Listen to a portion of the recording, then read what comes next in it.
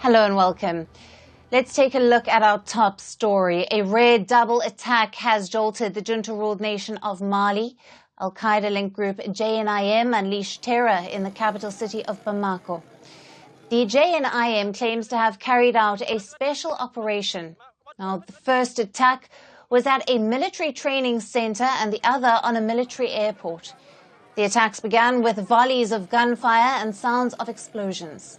Soon after, Mali's state broadcaster announced that the situation was under control after what it initially called a foiled infiltration attempt by terrorists into the military training center. The situation is under control. We invite the inhabitants of the area to remain calm and follow the instructions given by the security forces. Avoid the area and stay tuned to official information as it becomes available. We salute the prompt reaction of our military. United we stand.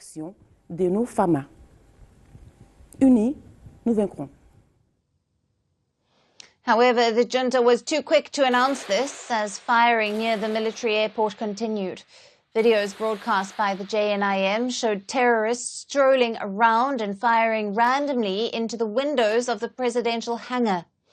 Another video showed a terrorist firing at the engine of an aircraft, while thick smoke could be seen rising from the airport. Reports say the attackers also used rocket launchers. The Al-Qaeda-affiliated group said that the attack caused huge human and material losses and the destruction of several military aircraft. The Malian army said that the terrorists had been neutralized and that a number of military personnel were killed in the attack. Videos on social media showed around 20 blindfolded prisoners who were sitting on the floor with their hands tied.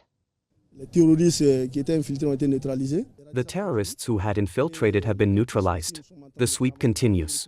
We are working to arrest the accomplices and bring the situation under control. This is our job and we are professionals. I'm asking the population to provide information. I think the support from the public has been very substantial, allowing us to pick up suspects here and there, and the investigations are ongoing. All the terrorists have been neutralized here and the balance sheet is being drawn up. I'm telling the Malian people that this attack was done on purpose and that we're all Malians and we mustn't let people pit us against each other, so we must avoid amalgams. If a situation goes like that, the first responsibility lies with the Malian armed forces. Mali's capital Bamako continues to remain tense, with the flow of information restricted under the junta. The details on how the attack was carried out still remain sketchy. Since 2012, landlocked Mali has been facing attacks by different factions of Al-Qaeda and the Islamic State. But the attack on the capital of Bamako is rare. For the first time in years, the JNIM, which is most active in the troubled north and center of Mali, has taken the fight to the capital. Bamako has been largely spared in insecurity in recent years. Now, the West African nation's military leaders who seized power in a military coup in 2020 said that their priority was to tackle security challenges and to fight the Islamist insurgency. Its military rulers even broke a long-standing alliance with France and turned to Russia for counter-terrorism. However, Al-Qaeda and Islamic State-linked attacks have continued to ravage Mali. Mali also hosts Russia's Wagner troops, but recent attacks have raised doubts over the Russian mercenary group and its ability to fight insurgency in West Africa. In July, dozens of Wagner fighters, including Russian war veterans, were killed in an attack by the Tuareg rebels. The Mali junta claims it has reversed the trend against Islamist insurgents and separatists, but the return to violence to the Malian capital, and that too a double attack, has put these claims under fresh scrutiny. Now, for more on this, we are being joined by Dr. John Sunday Ojo, a security expert who is joining us live from Rotterdam in the Netherlands. Thank you for being with us, Doctor. Yeah, good afternoon from Rotterdam, and I thank you for having me. Great. So what are the primary motivations behind the recent terrorist attacks in Bamako? And how does it fit into the broader context of the jihadist activities in Mali?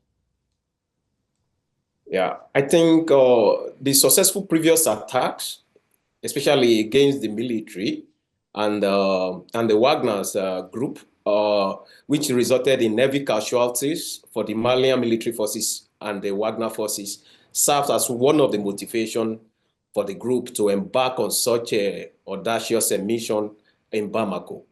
I think the attack was not a surprise because the jihadist group issued a communique before in the pre-attack environment. So both the were international partners, the Malian forces and civilian population, they were all aware that such an attack could occur at any time. And also, I think it's also a symbolic, event, especially considering the fact that Mali Independence Day is scheduled for September. So I think those are the things that I considered as some of the motivation behind the attack in Bamako. Yes.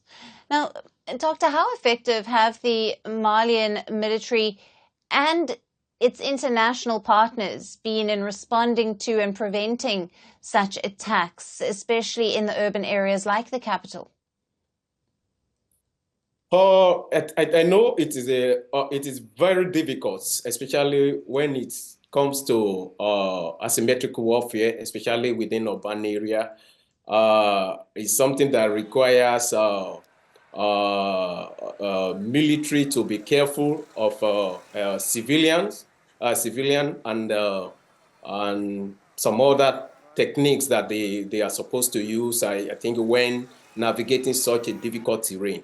It is a difficult challenge. It's a difficult issue, and when I consider such an environment that the civilian population they have a crucial role to play, especially when it comes to identifying the terrorists and giving military information about their whereabouts and I think it is very difficult environment to fight such a war, especially between conventional forces and non-state armed groups.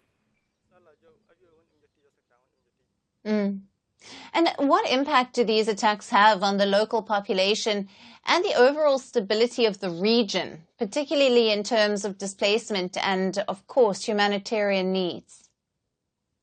Yeah, over the years, non-state armed group in Mali, their activities have led to massive humanitarian challenge, especially in the ungoverned spaces area, and this humanitarian problem is still continue, especially when they deploy another alternative, another mechanism to penetrate the urban area. So it has resulted to something very difficult, especially when dealing with catering for people that were displaced from the villages and remote communities in Mali.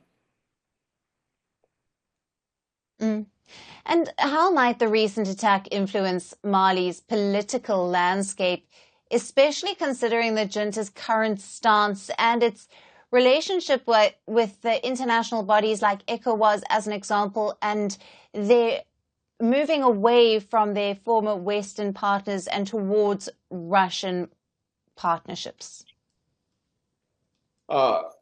I think considering the transnational dimensions of jihadist terrorism, especially in Sahel region, it becomes crucial for the alliance of Sahel states and the ECOWAS, I think, to find a common ground to respond to this transnational threat, because the escalating nature of the conflict may force the institutions to work together and find a kind of operational landscape to counter terrorism and counter-insurgency in the region.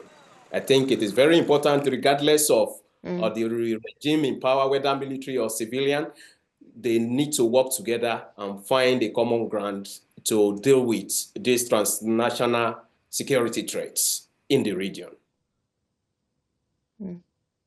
Absolutely. Doctor, thank you very much for being with us on First Post Africa and for your valued analysis on the latest out of Mali. Thank you for having me.